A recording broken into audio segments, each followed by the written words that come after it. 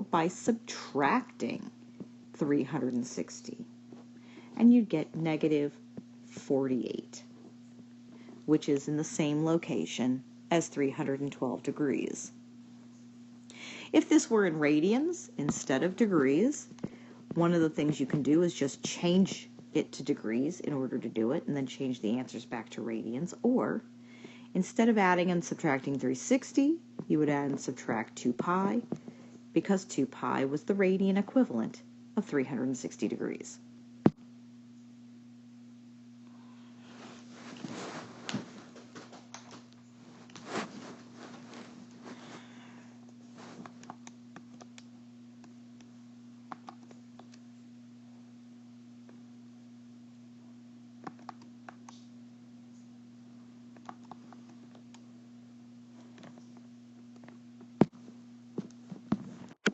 Problem 3, find the values of the 6 trigonometric functions of angle A. If side A is 6, side B is 9, and angle C is 90. So you need to know the convention for naming the sides of the triangle. Side A is the side opposite angle A, and side B is the side opposite angle B. So the only thing I don't know, in order to find the 6 trigonometric ratios of A, is the hypotenuse. So let's do the Pythagorean Theorem again.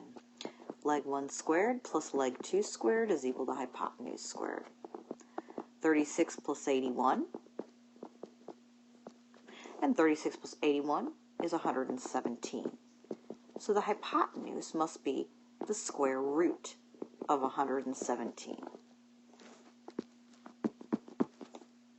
So now let's do this again. The sine of angle A, which is opposite over hypotenuse, is 6 over the square root of 117. The cosine is adjacent over the hypotenuse, and the tangent is opposite over adjacent. If you can reduce the fraction, you should. The reciprocal of sine is cosecant. So that's square root of 117 over 6. Let's make that look like a 6. The reciprocal of cosine is secant. That's a square root of 117 over 9. And the reciprocal of tangent is cotangent, which is going to be 3 over 2. Problem number 4. If the cosecant of theta is 5 over 4, then find the tangent of theta. Now, they didn't tell me what quadrant I'm working in, so we're just going to assume it's quadrant 1. So I'm going to draw myself a triangle in quadrant 1. The definition of cosecant, well, cosecant's the reciprocal of sine. So the sine is 4 over 5, and the definition of sine is opposite over hypotenuse. This is the opposite, and this is the hypotenuse. So the only thing I have to find is the adjacent side. And you might recognize this as a 3, 4, 5 triangle, but if you don't, then you can do this by doing leg 1 squared. Remember, this is x, y, and r. Leg 1 squared plus leg 2 squared is equal to hypotenuse squared. So x squared plus 16 is 25. X squared is 9, so x must be 3. The definition of tangent is opposite over adjacent. So opposite is 4 and adjacent is 3. Problem number 5 wants us to use the unit circle to find the exact value of the tangent of negative 180 degrees. So let's talk about some basic stuff with the unit circle. The unit circle is a circle whose radius is 1. So if the radius is 1, then that means the ordered pairs on each of the axes are at 1, 0 at 0 degrees, 0, 1 at 90, negative 1, 0 at 180, 0, negative 1 at 270, and then you're back at 360. Remember that if you go the other direction, this is negative 90, negative 180, negative 270, and then negative 360. So I know I'm working with negative 180, which is the negative x-axis. But what's the definition of tangent? The ordered pairs, where the rays hit the unit circle are always cosine, comma sine. And the definition of tangent was sine over cosine. So if tangent is sine over cosine, then tangent must be 0 over -1, which is 0. Number 6, find the 6 trigonometric functions for the angle theta in standard position if the terminal ray goes through the point -4, 3. Well, first we have to figure out what quadrant -4, 3 is in. -4, 3 would be here in quadrant 2. That's where the terminal ray is. And that terminal ray is also the hypotenuse of a right triangle.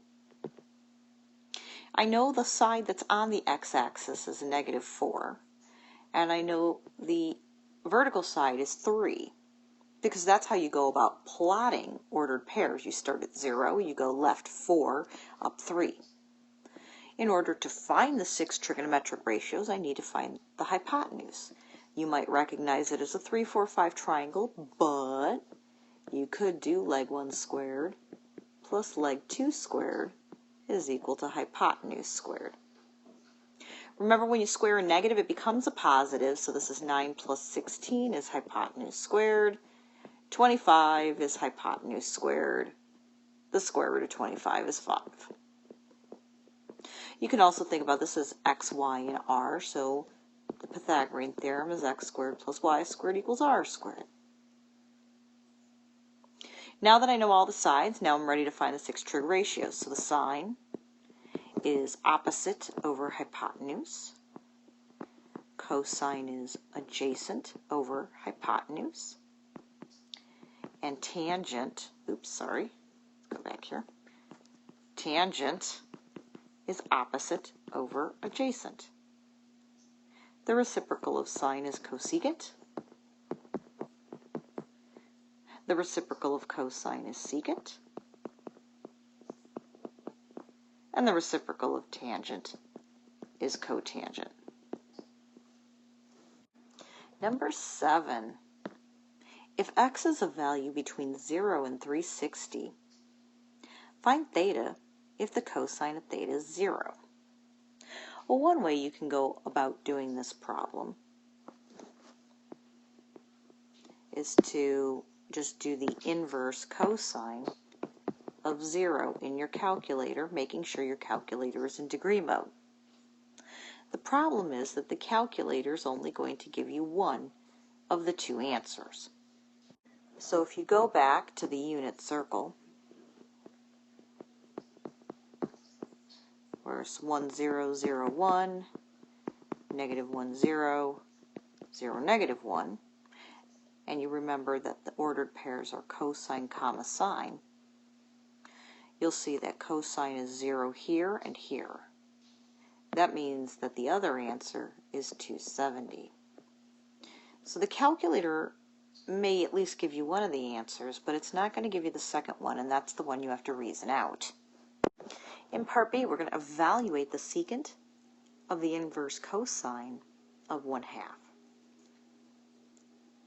If you remember that secant and cosine are reciprocals of each other, you may be able to figure out real fast that the answer is going to be 2.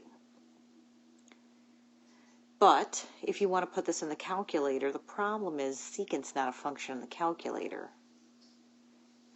So you would have to do 1 over the cosine of the inverse cosine of 1/2. So these end up canceling each other, and you're left with 1 over 1/2, which is 1 times 2 over 1, which is 2.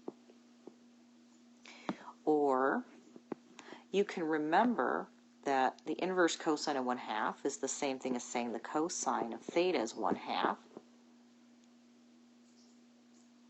And you can find the opposite side if you want by using the Pythagorean Theorem. You'd find out it's the square root of 3. But secant's just the reciprocal of cosine, so you would find the cosine, and then the secant would be the reciprocal. So any way you do this problem, you still end up with 2. Number 8. If angle A is 38 degrees and side B is 15, find side A. So they give you this picture of a right triangle, and we're going to label the information we're given. So this is 38. Side B is down here. We want to find this. What we're going to do is we're going to set up trig ratio to solve it. I want to find the opposite side, and I know the adjacent. So the trig function that goes with opposite and adjacent is tangent. So the tangent of 38 degrees is A over 15. Remember that this is just a proportion, and so A is equal to 15 times the tangent of 38. So A is approximately 11.7. Now that's not the only way you can do it. You could find angle B, since I know angles A and C, and then you could use the law of sines, which I'm going to review here in a little bit, but you don't have to. Part B. In right triangle ABC, solve the triangle if side A is 38 and side B is 25. Solve the triangle means identify angles A, B, and C and side A, B, and C. And when I do that, I like to make myself a little chart. And I start by filling out the givens. This is all the information that I know. So what's the first thing that I can find? Well, I'm going to find side C. Remember, this is a right triangle. So in order to find side C, I'm just going to use the Pythagorean Theorem. So 38 squared plus 25 squared is equal to C squared. So 1,444 plus 625 is C squared. 2069 is equal to C squared. And the square root is approximately 45.5. Now, I'm going to find A and B, angles A and B. You have a couple of options here. You can either use the law of sines, or you can set up a trig ratio. So I'm going to set up a trig ratio. I'm going to find angle A. And I'm not going to use the hypotenuse because that side was a rounded off decimal. I'm going to use these two sides, the opposite and adjacent to angle A, which means I can use tangent of A is 38 over 25.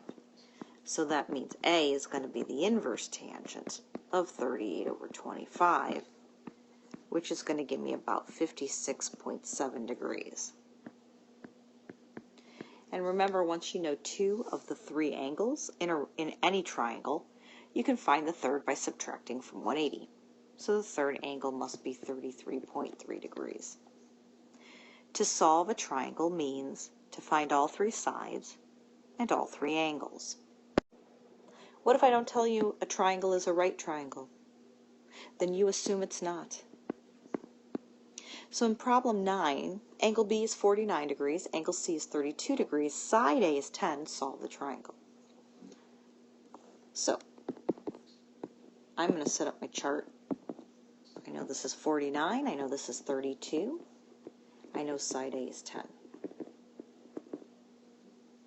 So what am I going to find first? Well, I know two of the three angles.